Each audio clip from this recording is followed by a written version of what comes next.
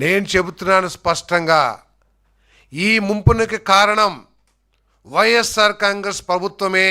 నువ్వు అక్కడ తిరిగి ఇక్కడ తిరిగి చివరికి నా దగ్గరికి వస్తావని తెలుసు. 2016 నుంచి అమరావతి రాజధాని నిర్మాణ పనులు ప్రారంభమైన పరిస్థితుల్లో ఎన్ని వేల ఎకరాల అడవిని 2014 to 19 టైం పీరియడ్లో సిటీగా మీరు ట్రాన్స్ఫార్మ్ చేశారు. వైఎస్ఆర్ కాంగ్రెస్ పార్టీ ఒక్క పని కూడా చేయకపోవటం కానివ్వండి, అమరావతిని అభివృద్ధి చేయకపోవటం కానివ్వండి, ఈ ముంపులకు కారణం అని చెప్పేసి మనం చేస్తాం. నేను అసలు ఏం జరిగింది అమరావతి డెవలప్మెంట్? పర్మనెంట్ అని చెప్పి ఒక బిల్డింగ్ కట్టారా? ఇలాంటి ట్రాక్ రికార్డ్ పెట్టుకొని మీ ఇన్ఎఫిషియన్సీని జగన్ గారి బకెట్లో వేసి జగన్ గారు ఏదో పనులన్నీ ఆపేశారంటారేంటి? అత్యధికంగా వర్షపాతం పడినప్పుడు మనం పొలాల్లో నీళ్లు నిండటం చూడలేదా అని చెప్పేసి అడుగుతున్నారు ప్రజలందరినీ కూడా.